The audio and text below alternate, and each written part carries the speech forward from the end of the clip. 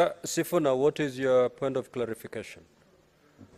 And where does it fall in our standing order? Mr. Speaker, I had requested a point of clarification under Standing Order 126. Mr. Speaker, in the last proceedings I was following, my colleague Senator Cherargei was actually removed from this House under Standing Order 126.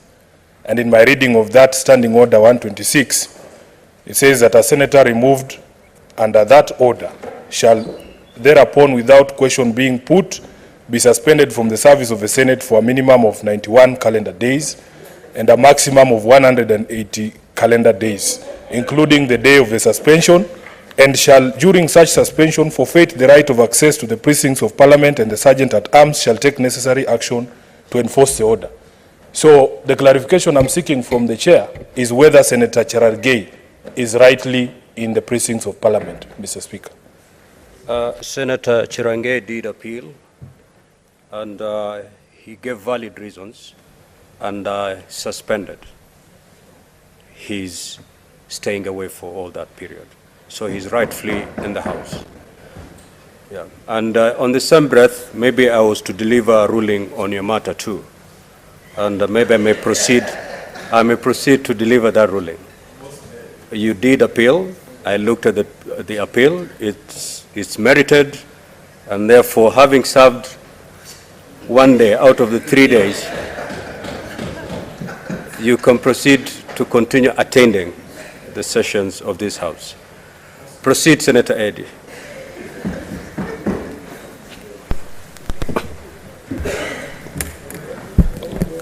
Mr. Speaker, I thank you, and I just want to be sure that I'm timing myself here, because it's a very important matter. Mr. Speaker, when it comes to matters climate change, where we find ourselves today as a country, we definitely need to be more scientific, and definitely we need to also rely on data. Because when we review this particular bill, we must be able to look at the journey that we have traveled as a country to be part of this particular bill. And Mr. Speaker, I wanted to comment very fast that the essence of climate change and control of climate issues in our country cannot be without recognizing the fact that fossil fuels has been at the edge of why global warming issues have been a problem. In 1896, Mr. Speaker, a scientist called Svante put a very compelling argument that burning fossil fuels was the major cause of climate change in global south and global north, Mr. Speaker. Nobody paid attention to him until in the 1930s, when other scientists joined this particular scientist, Mr. Speaker, to argue the case for northern US as well as the northern Pacific for what was becoming a major problem. And Mr. Speaker, at that time, there was another scientist a British scientist in Europe called Guy Stewart Callender, who was for the first time the first scientist to actually use data and science and mathematical models to argue the case for climate crisis, Mr. Speaker. But even then, he wasn't taken seriously, Mr. Speaker. It was up until 1988, Mr. Speaker, when a scientist called James Hansen, who was a NASA scientist, brought this issue to the UN that actually global warming due to fossil fuels was a major issue, that then the UN responded by forming the first inter-panel on climate change in the 1988, Mr. Speaker.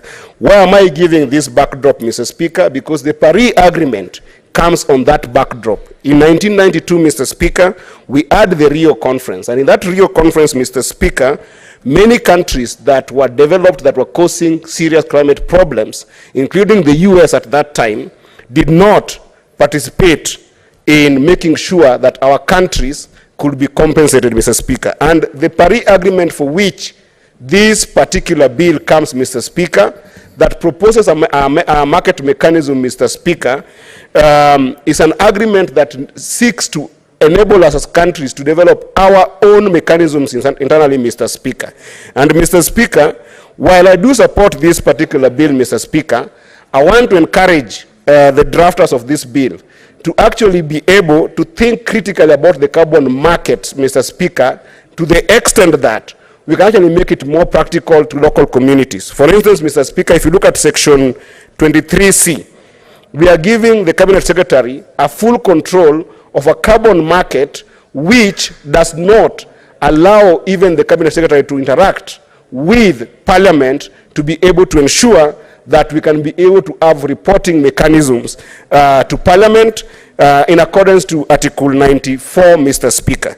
So I rise to support, but I would wish to urge us that as a nation, we must think about more practical mitigation, adaptation, and resilience mechanism that work for us in the context of ensuring that if we don't have legally binding elements by the Western nations to be able to compensate or even to participate in this market, Mr. Speaker, we have our own ways of dealing with climate change. I thank you, Mr. Speaker. Senator Kingi.